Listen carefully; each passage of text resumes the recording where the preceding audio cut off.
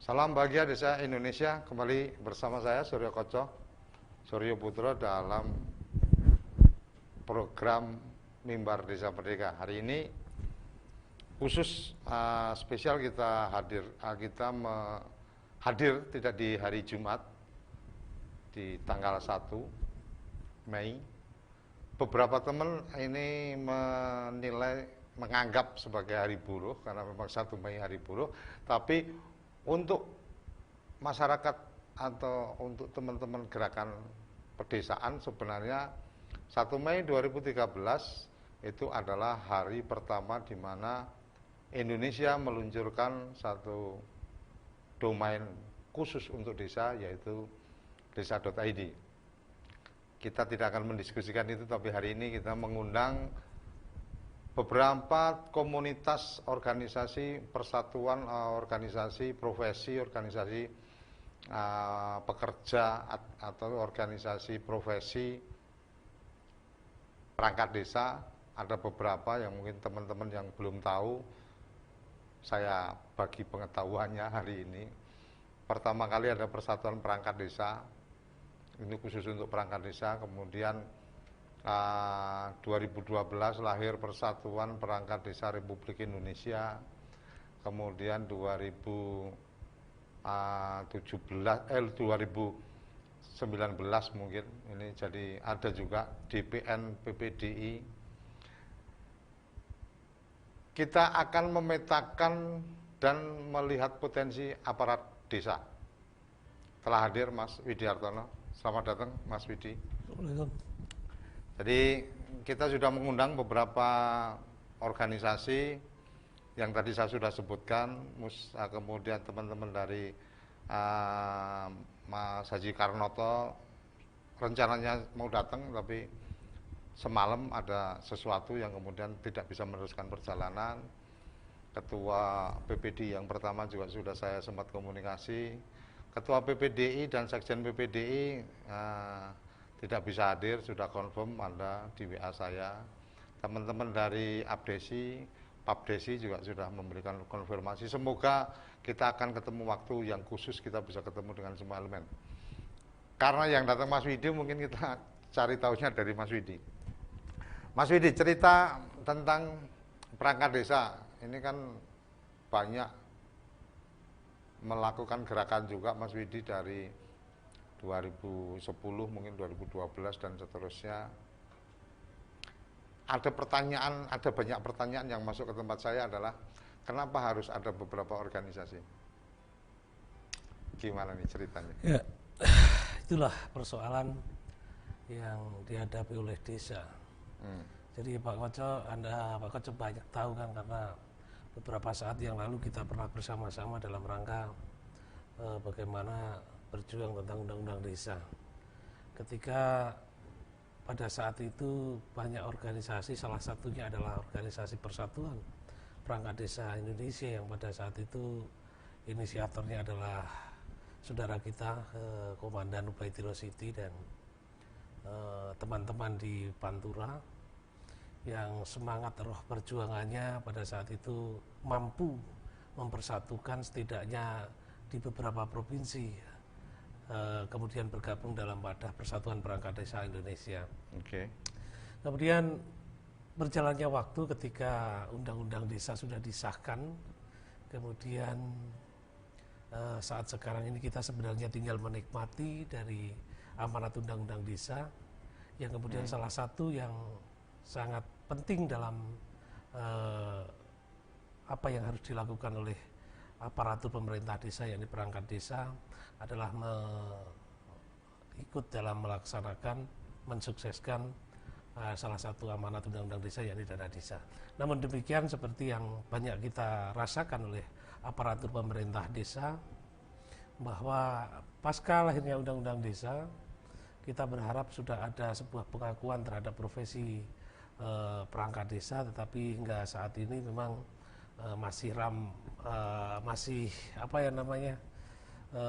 belum pasti, yang kepastian itu segera kita rasakan. Pada saat yang sama, organisasi-organisasi yang kita harapkan dulu menjadi media paling utama dalam rangka memperjuangkan hak bagi aparatur pemerintah desa, mohon maaf sepertinya tidak sesuai yang kita harapkan, karena banyak hal yang kemudian menyebabkan terjadinya beberapa organisasi baru, berdirinya organisasi baru. Saya tidak akan berkomentar tentang kenapa terjadi perpecahan, tetapi kami hanya akan menjelaskan kenapa DPN PPDI harus ada. DPN PPDI adalah Dewan Pengurus Nasional Persatuan Perangkat Desa Indonesia, itu yang harus saya sampaikan. Kami menganggap bahwa kami butuh sebuah perjuangan yang serius, perjuangan yang tidak terembel-embeli oleh apapun, perjuangan yang fokus terhadap apa yang diharapkan oleh aparatur pemerintah desa di Indonesia, baik itu statusnya, baik itu masa jabatannya, baik itu tupoksi dan regulasi akan absahnya sebagai aparatur pemerintah desa sebagai sebuah profesi. Nah, ini kami merasa harus ada DPN PPDI. Kalau nanti ditanya apakah organisasi-organisasi yang terdahulu itu tidak fokus, mohon maaf saya tidak akan jawab itu, karena realitas di lapangan seperti itu, sehingga memaksa kami dan beberapa tokoh PPDI termasuk para pendiri merekomendasikan untuk membuat DPN PPDI atau Dewan Pengurus Nasional PPDI yang tugasnya tetap meluruskan, melanjutkan atau terus. Ini organisasi baru ya? Organisasi baru. Terregistrasi di Kementerian Dalam Negeri. Berarti sebagai ormas. Berarti ini punya kepengurusan struktur di provinsi kabupaten. Di pusat, karena kita baru saja, sehingga kita akan dalam waktu dekat ini segera akan melengkapi kepengurusan di berbagai provinsi. Dan hari ini kebetulan sebenarnya saya akan hadir dengan Pak Sekjen, tapi karena Pak Sekjen fokus pada penguatan organisasi di kewilayahan, dan beliau tidak bisa ikut bersama kita. Begitu Pak Koco. Bedanya antara sekarang sebenarnya saya nggak risih juga ini bicara tentang ini, bahwa ada PPDI, ada DPN PPDI, ada PPDRI. Itu kan oke lah, itu satu pilihan. Kemudian ketika dalam pergerakan, sebenarnya kan yang dibutuhkan oleh teman-teman atau anggota perangkat desa itu adalah lebih pada bagaimana menyelesaikan permasalahan-permasalahan mereka. Nah, teman-teman yang kemudian mendeklarasikan DPN PPDI ini sebenarnya memetakan permasalahannya seperti apa? Jadi gini, persoalan aparatur pemerintah desa itu cita-citanya adalah status, kan begitu. Okay. Tapi sebelum mencapai status, sebenarnya masih ada persoalan-persoalan internal di aparatur pemerintah desa di seluruh negara Kesatuan Republik Indonesia. Saya ambil satu masalah internal maksudnya? Tentang kalau perangkat desa itu masa jabatannya sesuai ke Undang-Undang 6 tahun 2014 adalah 60 tahun. Dan mohon maaf, itu ternyata belum dirasakan oleh teman-teman di seluruh Indonesia. Dan saya melihat sementara ini fokus perjuangannya hanya satu persoalan tentang status. Bagaimana nasib teman-teman yang hari ini akan diberhentikan tidak menjadi bagian dari perjuangan organisasi. Dan kenapa kami mendirikan DPN PPDI itu bagian dari upaya. Tapi kan sebenarnya kalau kita bicara pada rentang sejarah nih, kalau bicara rentang sejarah, mungkin karena yang datang ini PPDI, mungkin kita lebih spesifik ngomong PPDI. Walaupun masing-masing punya kesejarahannya, Abdesi punya kesejarahannya, kemudian ada Parade Nusantara dan seterusnya. PPDI kalau kita bicara kesejarahannya kan waktu itu dimulai dari Tegal dan sekitarnya, Mas Ubed dengan didukung oleh Pak Farudin Asori dari PKB. Kemudian 2012 lahir PPDRI, Mas Haji Karnoto. Di belakangnya ada mungkin politisi-politisi juga, gitu kan. Kemudian berlanjut ada pergantian kepengurusan, ada Mas Mujito sama Sarjoko, yang kemudian di situ juga ada PAN di situ, Hatta, gitu kan. Kemudian DPN PPDI ini menjelang Pilpres kan gitu, sama kalau kita lihat kesejarahan politik juga, Widi Hartono juga yang ketemu sama Jokowi di Wonogiri dan seterusnya. Di Wonogiri sudah ada janji, kemudian kemarin menjelang Pilpres lagi juga ada janji lagi. Yang ketemu juga sama, ya kan? Sebenarnya ada apa? Kenapa mesti harus ganti DPN juga? Kalau persoalannya kita kembali ke 2014 soal janji presiden, kita tahulah dan bukan rahasia lagi memang yang ketemu saya. Kemudian pada saat itu adalah Ketua PPDI Provinsi Jawa Timur, kemudian Ketua PPDI NTB, kemudian Ketua PPDI Sumatera Utara, kemudian Ketua PPDI Sulawesi Selatan, yang saat itu sangat jelas tegas apa yang menjadi janji politik Presiden Jokowi. Tetapi kemudian pada tanggal 3 Agustus tahun 2017, bagaimana janji itu akan terpenuhi kalau ada organisasi yang menolak akan apa yang dijanjikan oleh Presiden? Maksudnya? Jadi ketika Presiden punya janji perangkat desa PNS, kemudian ada organisasi itu notabene adalah organisasi perangkat desa, mengatakan bahwa perangkat desa tidak butuh PNS, tentu yang akan memberi pun akan menjadi ragu. Enggak dong. Bagaimana kalau mungkin, sudah menjanjikan ya tinggal bagaimana kemudian akan dikerjakan. Pak Goco, oke lah kita tidak. Nah, yang artinya gini, artinya yang menolak siapa? Yang menolak organisasi perangkat desa pada saat itu, jujur saja PPDI pada saat itu. Yang kemudian pada saat itu opsinya adalah golongan 2A, setara golongan 2A.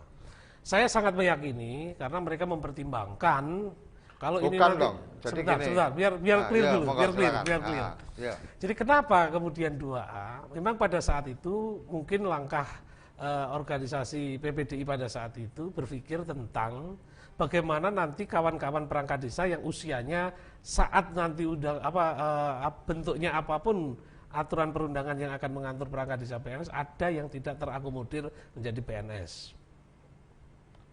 Saya masih belum melihat memang ada langkah untuk kemudian perangkat desa di PNS-kan sesuai janji. Karena itu kan melanggar undang-undang. Artinya kalau melanggar undang-undang berarti harus ada usaha untuk amandemen undang-undang. Sementara belum pernah ada satu statement pun dari kementerian terkait bahwa mengkaji undang-undang desa. Ya. Artinya memang nggak ada cerita itu tentang arah ke sana.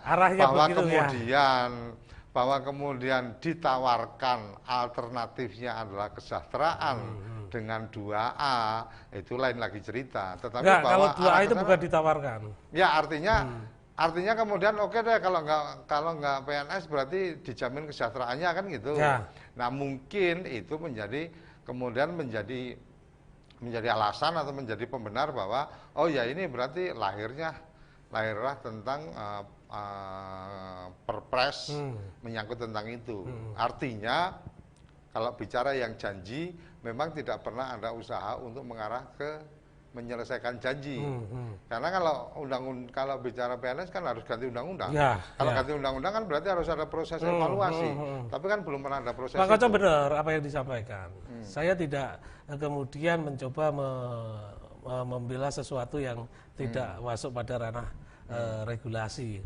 Tetapi yang kita lihat kan apa yang terjadi di lapangan ketika sebuah organisasi yang tadinya memiliki roh perjuangan perangkat desa PNS, kemudian ada janji presiden PNS, kenapa yang dikejar bukan PNS-nya? Kan begitu. Kalau persoalan kemudian ternyata presiden belum melakukan apa-apa, saya juga tidak tahu karena saya juga bukan bagian dari di tingkat bagian mendapatkan janji dong. Di elit pemerintahan gitu loh, di elit pemerintahan. Kalau kemudian saya menjadi bagian, betul. Kenapa saat tanggal 3 Agustus menghadapkan pengurus PPDI yang baru hasil Munas Solo di ruang kerja Pak Mendagri? Karena salah satunya saya ingin membantu. Itu pun atas permintaan pada saat itu ketua umumnya PPDI. Akhirnya tanggal 3 Agustus kita sampaikan. Hanya saja yang kemudian menjadi kami bingung sekali lagi pada saat itu Presiden janji PNS yang seharusnya kalau memang roh perjuangan PPDI sedari awal itu adalah PNS. Kenapa kemudian tiba-tiba berubah gitu loh? Ya sebenarnya kalau bicara PNS sebenarnya sudah selesai ketika Undang-Undang Desa ditetapkan dan sudah tidak ada PNS lagi di situ, artinya sebenarnya itu sudah selesai. Bahwa kemudian ada yang menjanjikan akan diangkat PNS padahal undang-undangnya nggak kayak gitu dan teman-teman percaya, itu cerita yang lain kan? Ya, ya. Oke, Artinya beginilah. Kita akan lanjutkan setelah ini. Ya. Oke, teman-teman yang mengikuti live ini bisa berkirim pertanyaan atau titip pertanyaan ke saya lewat WA saya, boleh. Ada beberapa yang sudah masuk, nanti kita akan obrolkan menyangkut bagaimana nasib teman-teman yang diberhentikan sepihak oleh kepala desa dan seterusnya, peran organisasi kayak apa. Jadi apakah memang ini teman-teman hanya berebut jadi ketua-ketua dari organisasi, tampil di depan dan seterusnya. Banyak WA sudah masuk ke saya, nanti akan saya tanyakan satu persatu ke Mas Widi. Risikonya Mas Widi karena Mas Widi yang berani datang, jadi yang lain tidak bisa datang dengan alasan apapun. Akhirnya ya Mas Widi nanti yang akan kita minta untuk memberikan respon dan tanggapannya. Jangan kemana-mana, kita akan kembali setelah yang satu ini.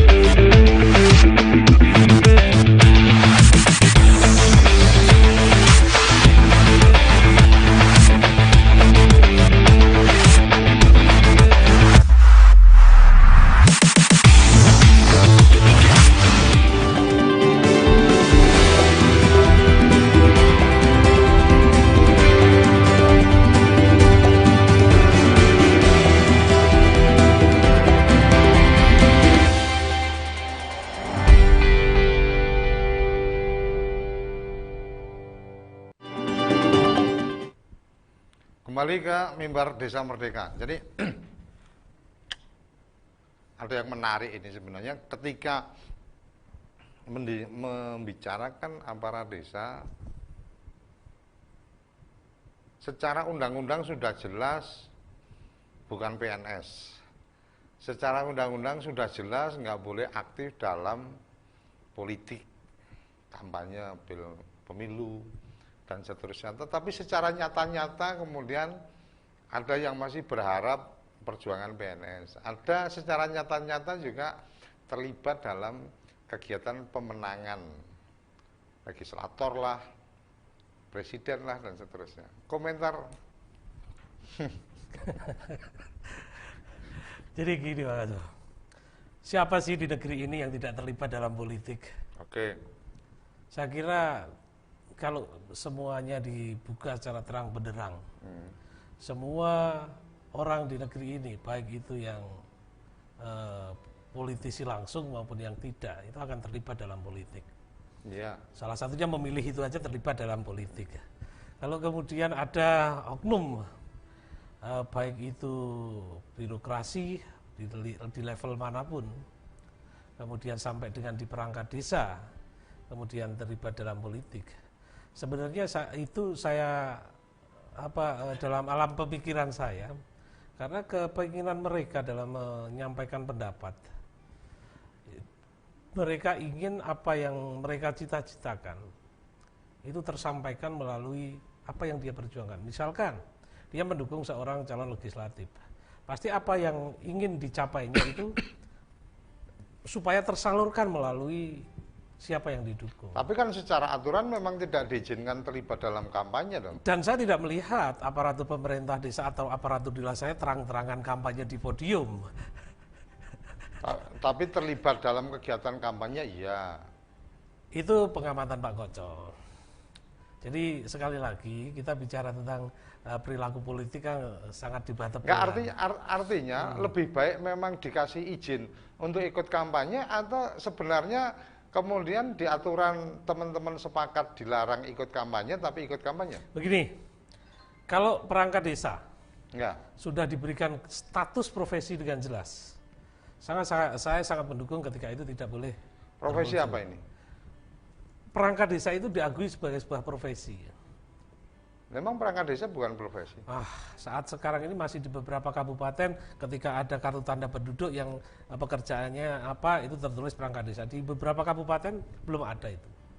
Enggak, artinya gini, standar profesi yang diinginkan seperti apa? Sekarang kan ya, memang namanya kalau dia profesi, sudah ada SK-nya, sudah ada, okay. Sudah dapat penghasilan tetapnya. Ketika kita bicara profesi tentu, ini profesi perangkat desa.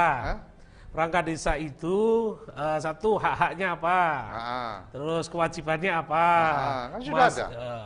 Sudah ada, tapi banyak persoalan. Kawan-kawan kita di NTT, masa jabatannya itu masih Enggak, sebentar. Karena kita bicara profesi. Kita bicara profesi dulu.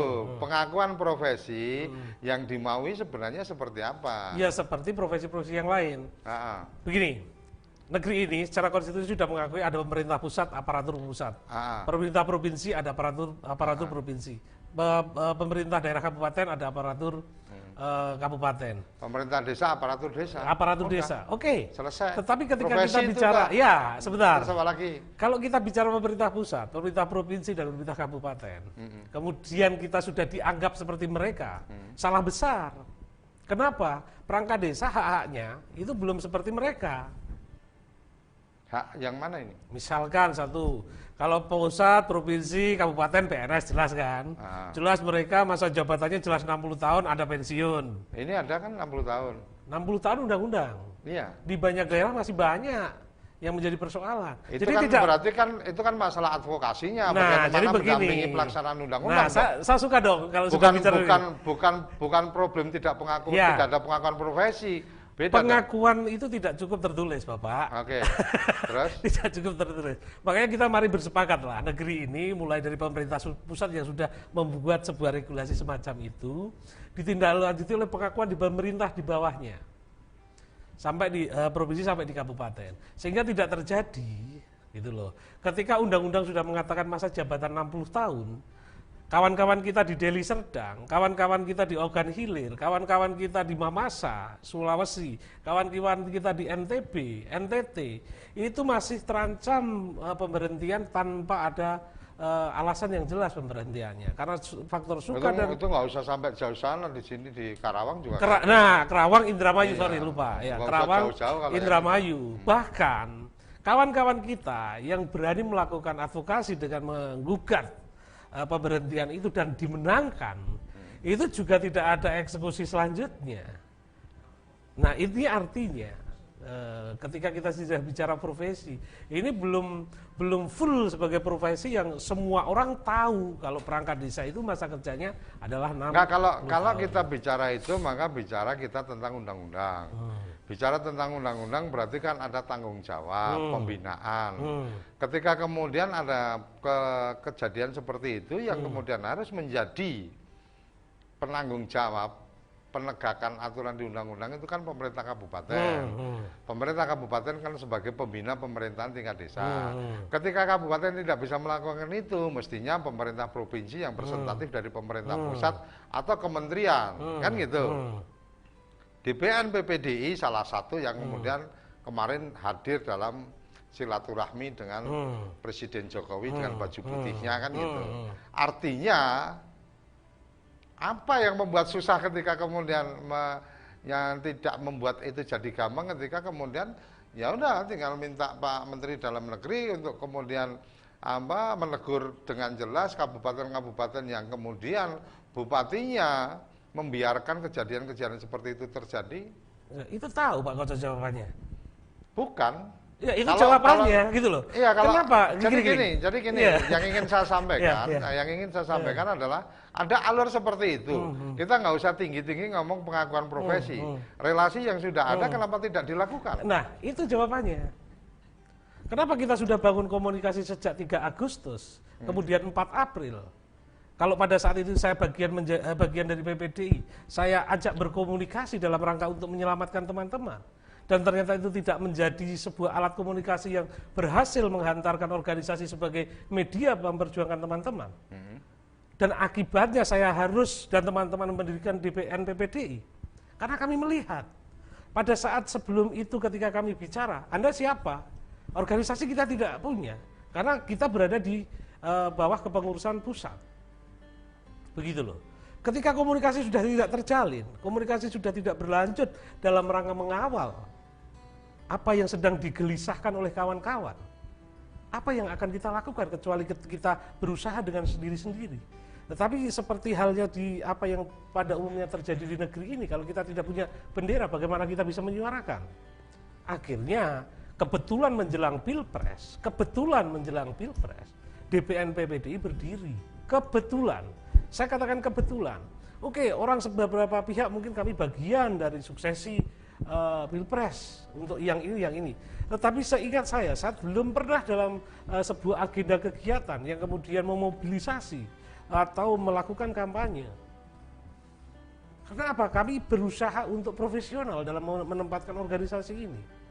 Jadi siapapun nanti yang terjadi, komitmen kita adalah Undang-Undang Nomor 6 tahun 2014 yang mengamanatkan masa jabatan perangkat desa itu 60 tahun. Kalau kita bicara masa jabatan 60 tahun, itu yang harus kita selamatkan. Kenapa kalau kita bicara Mendagri? Mendagri itu dalam kebiasaan organisasi seperti kami ini, posisinya ex officio adalah pembina. Artinya itu yang kita jalin komunikasi.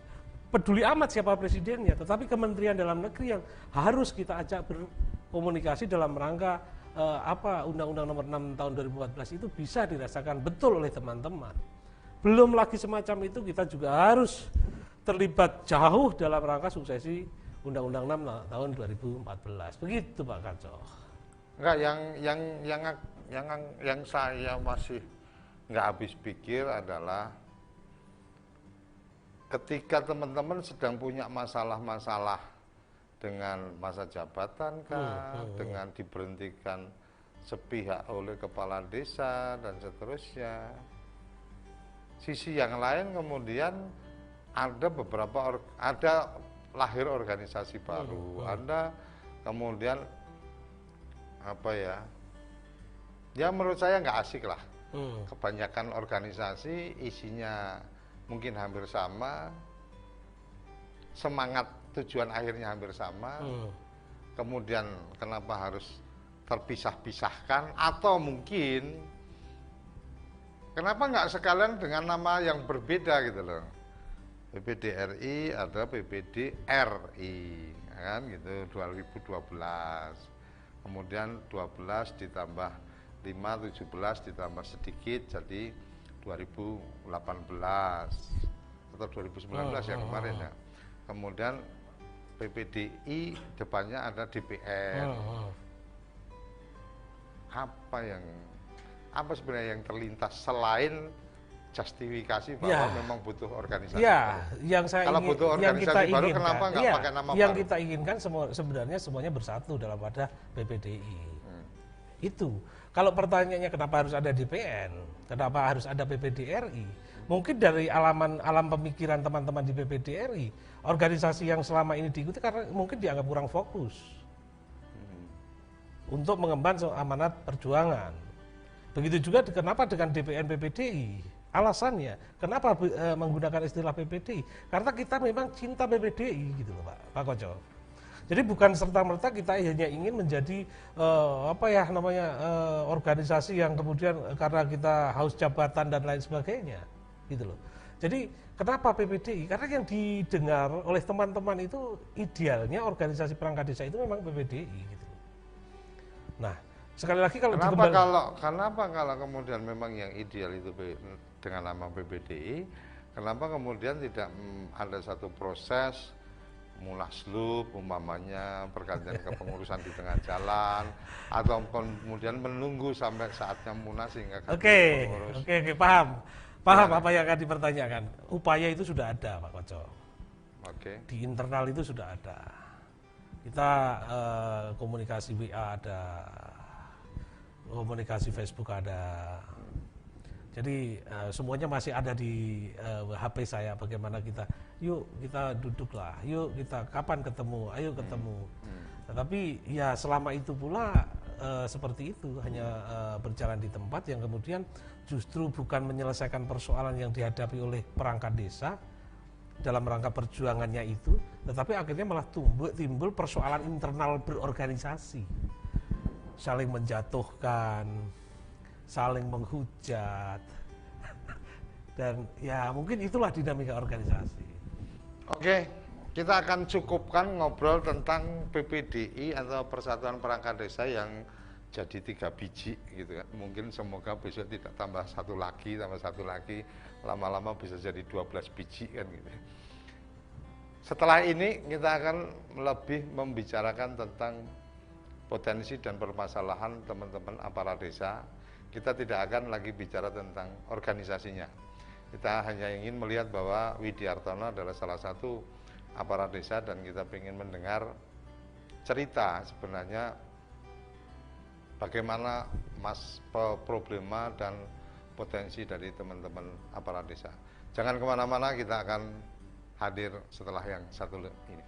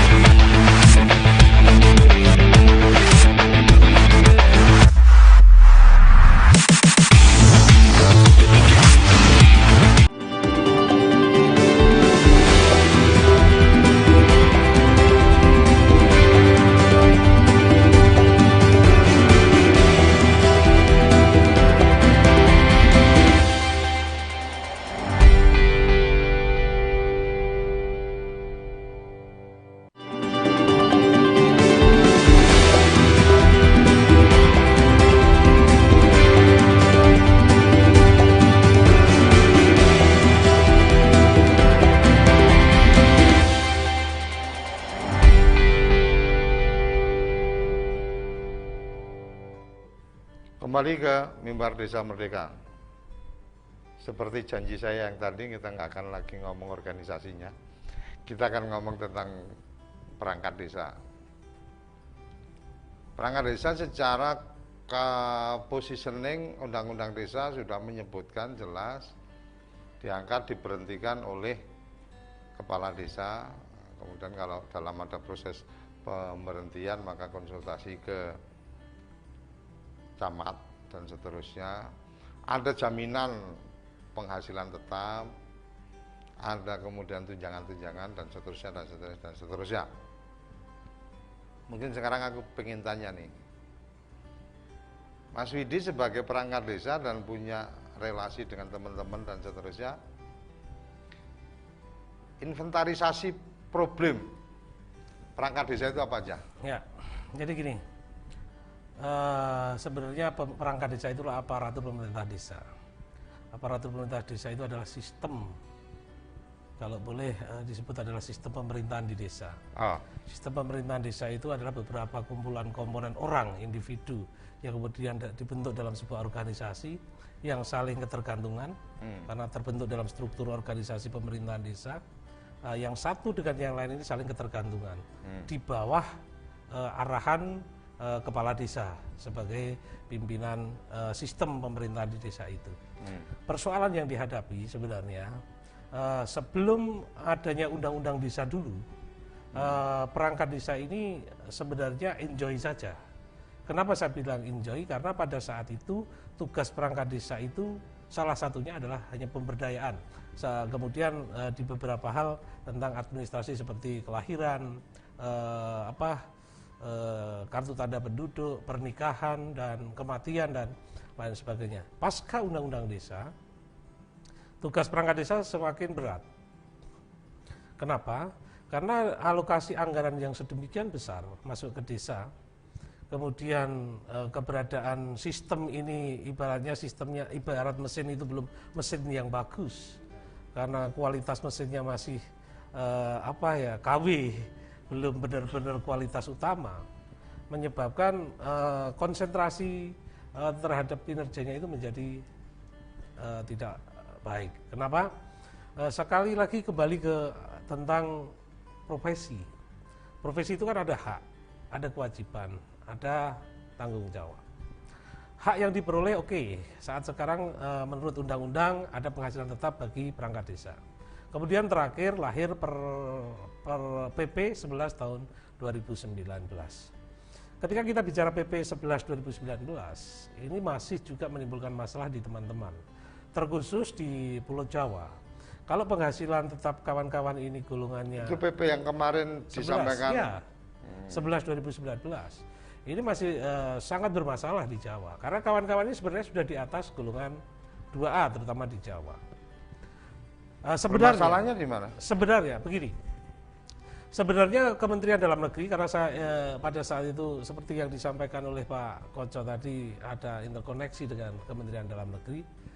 Perubahan PP 43 dan PP 47 itu sudah berjalan sejak April 2018. Pada saat itu bagaimana kita memberikan masukan kepada Pak Menteri, sekali lagi tanda kutip kami karena pada saat itu masih bagian dari organisasi PPDI yang pada saat itu adalah ketuanya adalah Saudara Mujito dan Saudara Sarjoko sebagai sekjen. Ketika dia sudah memutuskan 2A, kami mengikuti arah beliau. Lalu bagaimana format yang tepat untuk pengakuan terhadap kinerja perangkat desa melalui golongan 2A? Kementerian Dalam Negeri sudah merumuskan bagaimana penghasilan perangkat desa setara golongan 2A sesuai masa kerjanya. Artinya apa? Pembahasan yang sejak 4 April hingga 7 Januari itu sudah pada pembahasan kalau perangkat desa 0 tahun itu setara golongan 2A 0 tahun. Ketika yang sudah bermasa jabatan 10 tahun itu mendapatkan golongan 2A yang masa kerjanya adalah 20 tahun. Hingga pada saat itu masa kerja 32 tahun. Artinya perangkat desa 0 tahun dengan perangkat desa yang sudah mengabdi lama di situ ada perbedaan penghasilan. Artinya ada penghargaan lah untuk kinerjanya itu. Nah, pada saat pembahasan ini sedang berjalan, Kementerian Dalam Negeri saat itu berharmonisasi dengan kementerian yang lain dalam rangka melaksanakan perubahan PP 43 PP 47. Pada saat itu Kementok juga Kementerian Keuangan anggarannya, gitu loh.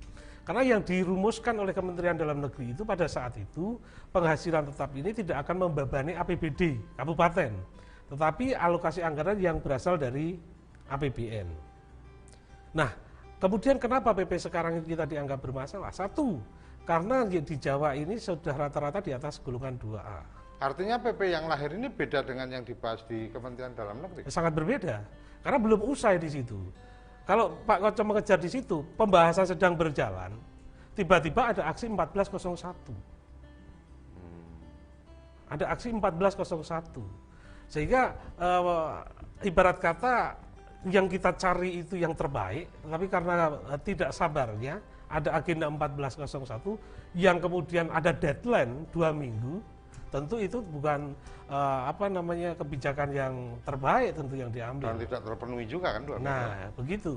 Nah, padahal jadi tim teknis Kemendagri itu sudah bicara sejauh itu, sedetail itu, hingga sampai purna tugasnya. Kenapa alokasi anggaran dari APBN? Agar pemerintah di daerah tidak terbebani untuk penggajian kepala desa dan perangkat desa. Nah, PP 11 2019 sekali lagi saya ulang, persoalannya ketika teman-teman terutama di Pulau Jawa itu sudah di atas golongan 2A dan ternyata masih diserahkan ke pemerintah daerah. Yang itu artinya pemerintah daerah harus mencari lagi alokasi anggaran untuk memenuhi kecukupan anggaran dalam rangka memberikan penghasilan golongan 2. Ini kan persoalan. Karena tidak setiap daerah memiliki kemampuan yang cukup untuk menyelesaikan mengeksekusi Permen PP 11 2019. Yang terjadi nanti tentu di beberapa daerah yang masih menggunakan tanah bengkok akan menggunakan lelang tanah bengkok dan itu akan menjadi persoalan lagi, gitu loh. Nah, salah satu persoalan itu satu Pak Koco. Jadi kita berharap tentunya ke depan itu ada lagi sebuah perjuangan yang bisa menghantarkan suksesnya nasib teman-teman itu tidak ada yang dikorbankan. Persoalan yang kedua, kalau kita bicara sistem pemerintahan desa yang kemudian aparatur pemerintah desa itu adalah sistemnya, maka penguatan sistem ini harus dilakukan.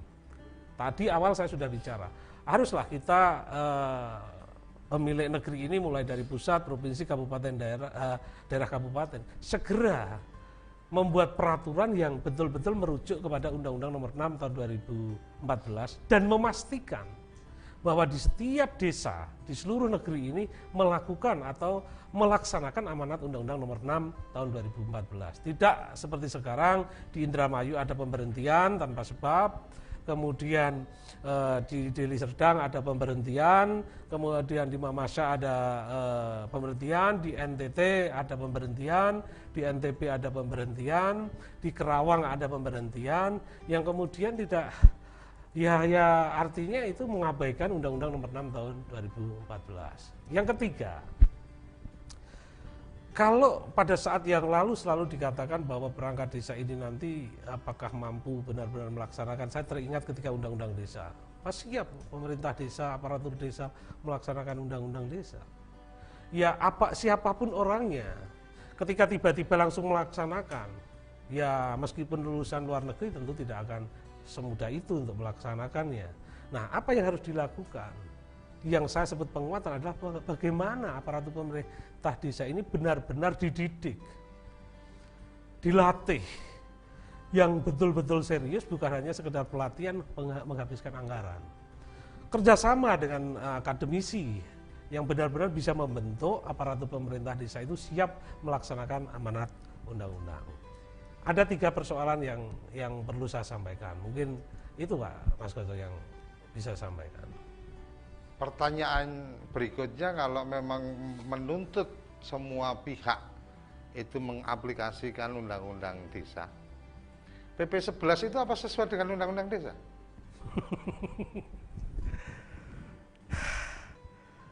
Kalau saya jawab tidak. Ya. maka saya juga tidak akan mendapatkan jawabannya yang benar seperti apa, karena sudah terlanjur PP 11 2019 disahkan, Pak Koco. Bukan dong, artinya disahkan itu kan memang satu produk disahkan, tetapi bahwa apakah produk itu benar apa enggak bisa dianggap kalau sudah ada berarti dianggap benar dong. Artinya, jadi gini, saya melihat Widi begitu detail sekali bisa menyampaikan bahwa harus ini, kabupaten harus mengimplementasikan dan seterusnya. Satu pertanyaan dulu saya ingin tahu. Presiden membuat peraturan presiden nomor 11 sesuai nggak dengan undang-undang desa? Menurut Widi Hartono. Kalau poinnya untuk memberikan penghasilan, poinnya saya anggap tepat. Kalau poinnya. Tapi kalau kemudian isinya, saya belum menganggap tepat. Karena tidak ada penghargaan kinerja bagi perangkat desa. Semua perangkat desa dipukul rata dalam masa jabatan 0 tahun dengan golongan 2A. Undang-undang menyebutkan bahwa sumber penghasilan kepala desa, perangkat desa, penghasilan tetap itu bersumber dari dana alokasi umum, dana transfer daerah. ya. Artinya bukan alokasi dana desa. Tetapi di PP itu mengaturnya tetap di alokasi dana desa. Kalau yang itu Benar apa enggak? Salah. Artinya PP salah? Salah. Tidak sesuai dengan undang-undang. Tidak sesuai dengan Berarti undang-undang. ada bagian itu perlu kemudian diperjuangkan. Betul, atau dilakukan betul. Dan sebenarnya kalau sekali lagi tidak ada aksi 1401, ceritanya bisa berbeda. Ya kita mungkin abe atas itu lah. Kita lupakan itu karena Ya. saya khawatir nanti saya masuk lagi ke urusan itu dan saya terlalu banyak tahu urusan di dalam. Ya, jadi nggak enak juga. Teman-teman yang nggak perlu tahu jadi tahu nanti nggak enak juga kan. Jadi saya lebih melihat pada oke, kalau memang kita akan komit dengan undang-undang, maka ada bagian-bagian yang kembali ke yang sesi pertama tadi saya tanyakan tentang hak berpolitik dan seterusnya. Itu kan sebenarnya bagian yang kemudian kalau memang teman-teman perangkat desa atau aparat desa itu merasa bahwa oh saya punya hak dong ikut kampanye, saya punya hak dong untuk ini dan seterusnya, oh itu levelnya undang-undang, ya mari itu mesti diperbaiki. Oh, perangkat desa mestinya berpenghasilan tetap itu bersumber dari dana transfer daerah. Artinya mestinya penerimaan ke perangkat desa, aparatur desa penghasilan tetap ya. Ini kan perangkat desa kan ada beberapa sumber penghasilan nih. Berarti siltapnya itu kan harusnya APBD mengalokasikan itu sebagai siltap.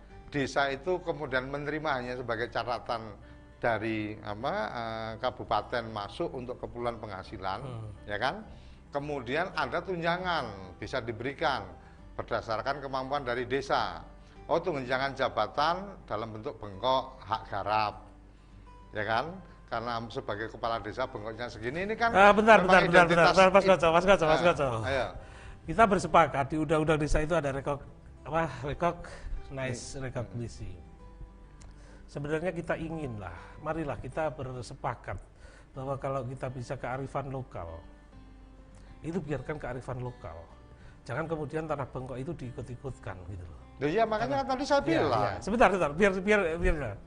Nah, kalau kemudian ada dana desa, itu kan kehadiran negara di desa.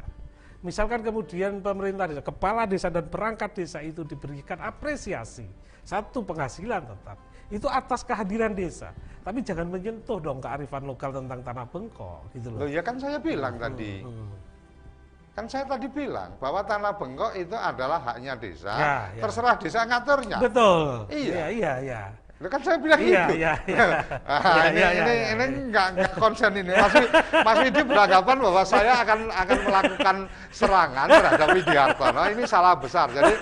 Jadi gini, saya mengundang siapapun ke sini, saya hanya pengen melakukan diskusi-diskusi untuk kemudian kita mencari konklusi sesuai dengan tema yang kita bawa. Hari ini kita ingin membicarakan tentang memetakan potensi dan problema dari aparatur desa. Yang sudah terdeteksi setidaknya adalah tentang bagaimana ternyata nasib dari perangkat desa itu sekarang belum benar-benar kuat karena masih ada di tangan kepala desa, diangkat, diberhentikan dan seterusnya. Pemerintah kabupaten di beberapa tempat masih belum memberikan supporting. Kemudian penghentian atau diberhentikan karena usia 60 dan seterusnya di beberapa tempat mungkin belum berjalan dengan baik. Hak-hak lokal, bengkok dan seterusnya itu mestinya dihormati juga, ternyata masih harus dikonversikan dalam bentuk lelang dan seterusnya. Itu satu problema yang lain. Sumber penghasilan tetap yang mestinya dari dana transfer yang masuk ke kabupaten ternyata juga sekarang masih dari ADD berdasarkan PP 11. Artinya itu satu problema yang lain. Kita akan berbicara tentang potensi-potensi yang dimiliki oleh aparat desa setelah yang satu ini. Jangan kemana-mana, ikuti kami tetap di Mimbar Desa Merdeka.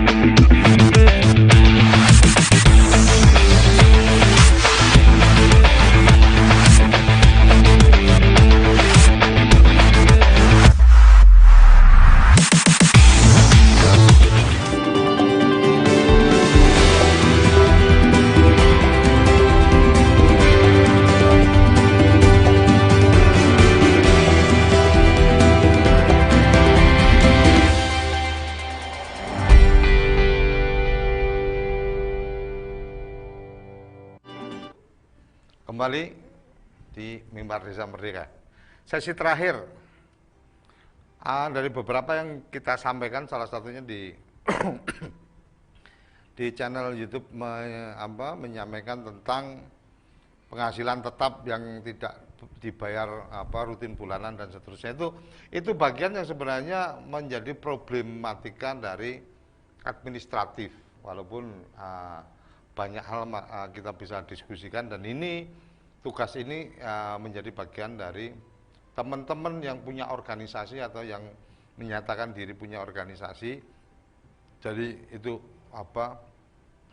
bisa kita diskusikan di sesi yang lain. Kita akan undang teman-teman dari Kementerian Keuangan, mungkin dengan Kementerian Dalam Negeri, semoga setelah beberapa program-program kita ini berjalan.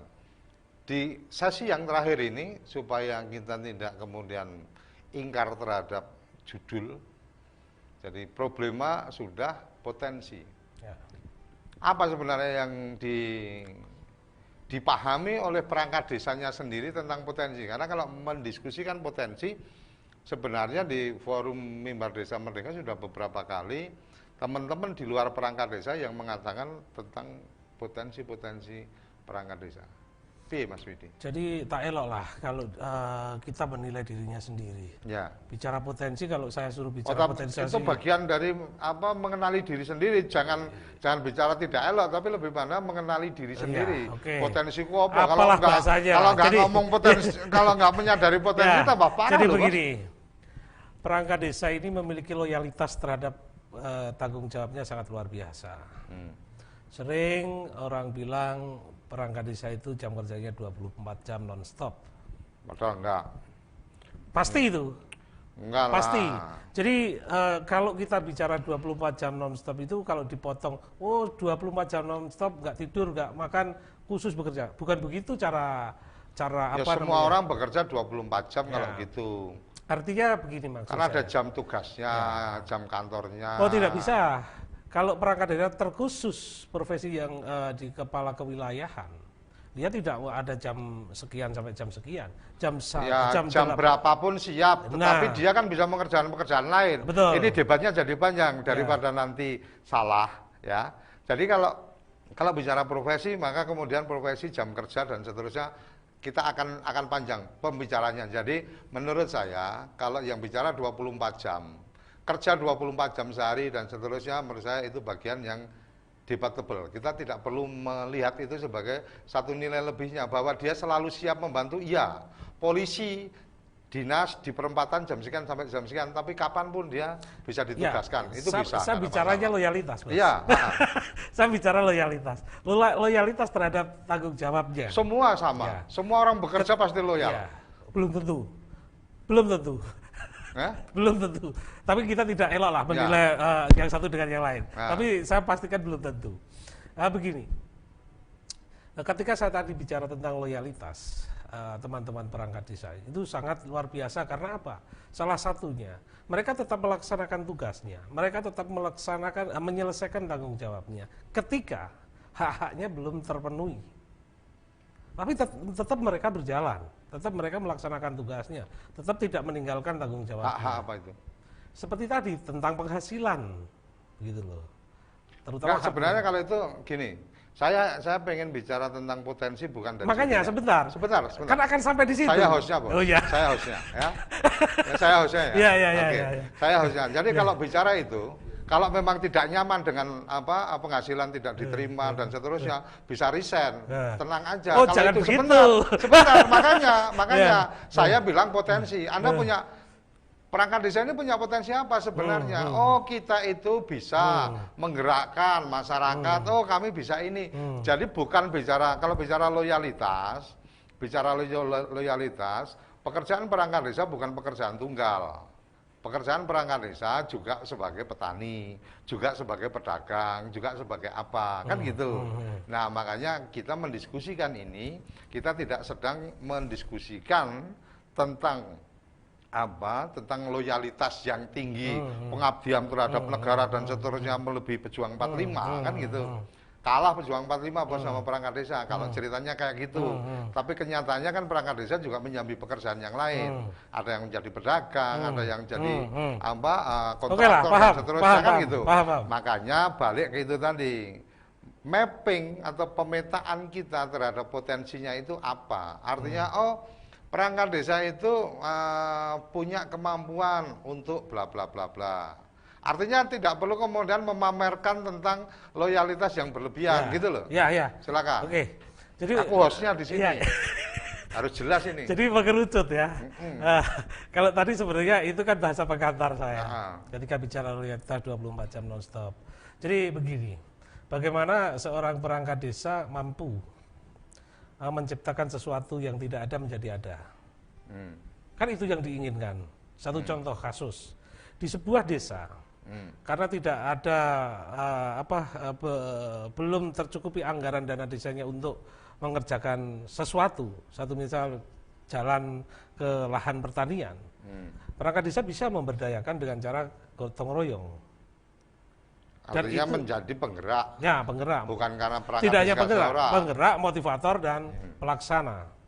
Itu perangkat desa.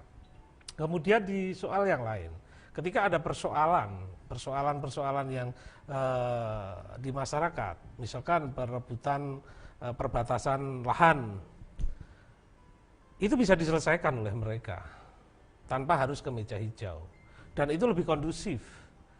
Efek belakangnya lebih soft, lebih aman, lebih nyaman, semuanya bisa menerima. Berbeda, sama-sama menyelesaikan kalau dibawa ke meja hijau, pasti dampaknya akan panjang begitu loh. Satu. Persoalan yang lain juga, misalkan ada percecokan, berantem, mereka bisa menjadi seorang bapak di tengah mereka untuk melerai, tanpa harus ada yang dikorbankan, tanpa harus ada yang masuk penjara, semuanya bisa terima. Itu potensi yang potensi sosial lah begitu. Kemudian potensi administrasi. Mereka ini tidak hanya bisa mengerjakan apa yang menjadi tanggung jawabnya. Di soal lain dia bisa bekerja. Contoh kasus ketika ada pemilu, mereka juga bisa terlibat di dalamnya, gitu loh. Bahkan bisa jadi itu aktor utama dalam mensukseskan di setiap pemilu itu ada di perangkat desa, terutama di PPS dan di KPPS. Di soal yang lain, soal agama, mereka bisa menjadi panutan bagi masyarakatnya ketika dia meyakini agama yang diyakini, dan sekaligus mereka bisa menjadi penengah ketika ada perbedaan pendapat soal agama, dan atau mereka akan menjaga perbedaan di masyarakatnya tanpa harus menggunakan cara-cara yang sangat frontal begitu loh. Itu potensi yang dia miliki. Jadi kalau bicara perangkat desa, sekali lagi tidak elok juga kalau tidak bicara kepala desa gitu loh. Karena bosnya perangkat desa ini adalah kepala desa. Kalau sudah semacam itu, potensi kepala desa dan perangkat desa tentu harus bicarakan sama. Semuanya memiliki potensi dan saling melengkapi lah. Seperti saya katakan bahwa kalau boleh dibilang sistem pemerintahan desa, bahwa bersatunya semua komponen bersatu untuk mencapai tujuan yang sama. Itu bicara potensi. Potensi perekonomian misalkan, bagaimana perangkat desa bisa memacu masyarakat untuk mendapatkan penghasilan yang lebih. Misalkan ketika mereka sedang jalan-jalan kemana, melihat di daerah lain ada yang sebuah kegiatan perekonomian yang itu bisa dilaksanakan di desanya, pulang ke desa pasti dia menggerakkan sebuah kegiatan potensi perangkat desa yang non konseptual, yang secara tiba-tiba. Perekonomian misal koperasi misalkan, di koperasi-koperasi di desa-desa itu bisa jadi aktor utamanya adalah perangkat desa. Itu penggerak. Itu ya kalau kita bicara potensi. Ada lagi? Yang menarik sebenarnya ketika menceritakan potensinya sangat luar biasa, banyak kemampuan dan seterusnya, yang menjadi sesuatu adalah kemarin dirilis oleh salah satu lembaga anti korupsi, ternyata korupsi di tingkat desa lumayan sangat besar hari ini. Artinya sudah mulai bergeser nih pelaku-pelaku korupsi atau atau pelanggaran tindak pidana korupsi. Komentarnya apa Mas? Ada gula itu pasti ada semut, Pak. Nggak mungkin ada gula nggak ada semut. Ya kita hanya begini, kami tidak ingin kalau ada oknum yang kemudian melakukan tindakan yang disebut tadi Pak Kocok korupsi, terus kemudian digeneralisir bahwa di desa ini sumber korupsi. Tidak juga. Banyak juga desa-desa yang lepas dari pengamatan yang kemudian memiliki track record sangat baik. Itu yang kita inginkan, Pak. Jadi terakhir kita mendengar ada kejaksaan di Bekasi sini yang mengawasi. Ya mohon maaf lah, kehadiran aparatur penegak hukum di desa itu justru akan menimbulkan suasana di desa makin nggak nyaman gitu loh. Karena mereka merasa diawasi. Artinya memang nggak pengen diawasi atau gimana? Ya harus diawasi, tetapi bukan begitu caranya. Tingkat pengetahuan masyarakat tentang hukum di perkotaan di desa itu berbeda. Ketika sudah ada aparat penegak hukum masuk ke desa, dalam pemahaman orang desa itu pasti sudah ada persoalan yang harus ditangkap. Jadi pemahaman masyarakat pedesaan itu jangan disamakan dengan di perkotaan. Mereka tidak bisa membedakan tentang ini itu sebuah pendampingan atau istilahnya apapun, sama ini itu ada proses yang sedang terjadi di desa itu. Alangkah baiknya kalau berbagai lembaga, terutama penegak hukum, memberikan pengertian itu dalam wadah sebuah workshop atau apapun namanya, itu akan lebih kena, tidak menambahkan efek ketakutan yang kemudian jadi orang itu sangat merasa tidak nyaman, yang jelas begitu. Bukan berarti artinya pengawasan oke, tapi tidak kemudian dengan atraktif dari kejaksaan datang dan seterusnya, atau gimana? Iya, betul. Karena sebenarnya kita sudah cukup diawasi oleh pemerintah kabupaten, itu sudah cukup. Kenyataannya ketika diawasi pemerintah kabupaten, kalau ada yang salah kenyataannya juga bisa terproses gitu loh. Jadi berikanlah kewenangan ke pemerintah daerah agar membina, memberikan pengetahuan, meningkatkan kapasitas aparatur pemerintahan desa, pengelolaan dana desa, dan lain sebagainya.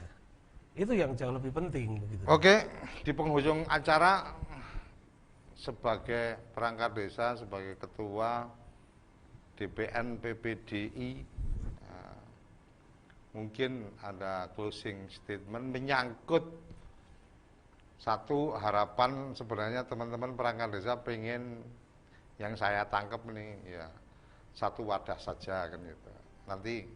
Nanti disampaikan closingnya, komentarnya, nggak perlu panjang-panjang, silakan nanti dari beberapa yang sudah masuk di kita tentang berharap satu wadah saja, kemudian berharap ada kejelasan komitmen organisasi terhadap masalah-masalah yang mereka hadapi, karena kan ternyata juga pada pinter mendeskripsikan atau menceritakan, tetapi juga secara organisasi tidak terlibat ikut membantu, akhirnya mereka jalan sendiri-sendiri. Kalau yang kayak gitu saya juga bisa kan gitu, selama dengar cerita, oh di sana ada ini, tapi kita juga nggak ngapa-ngapain. Ini kan secara organisasi pasti berharapnya teman-teman perangkat desa pasti berharap organisasi hadir, tidak hanya sekedar kemudian memberikan wacana atau memberikan komentar dan seterusnya. Jadi berharap dalam satu wadah, ikut menyelesaikan masalah-masalah mereka, baik masalah jabatan diberhentikan secara sepihak dan seterusnya, termasuk kemudian yang terakhir bagaimana bisa mengambil peran untuk kemudian jaminan kesejahteraan melalui penghasilan tetap itu yang layak dengan sumber yang jelas dan rutin bisa didapatkan, karena beberapa kan tidak tiap bulan bisa mendapatkan. Silakan. Ya. Untuk teman-teman aparatur pemerintah desa se-Indonesia dan juga kepada Bapak Ibu Kepala Desa di seluruh Indonesia, sudah saatnya kita memang berkomitmen untuk bersama dalam membangun desa setelah kita dapatkan Undang-Undang Nomor 6 tahun 2014 yang dilakukan oleh para pejuang-pejuang desa. Tentu hari ini kita tinggal bagaimana menjawab keraguan-keraguan pada saat Undang-Undang Desa itu akan lahir. Yang kedua, bahwa saya sangat mengerti persoalan-persoalan yang sedang dihadapi oleh desa hari ini.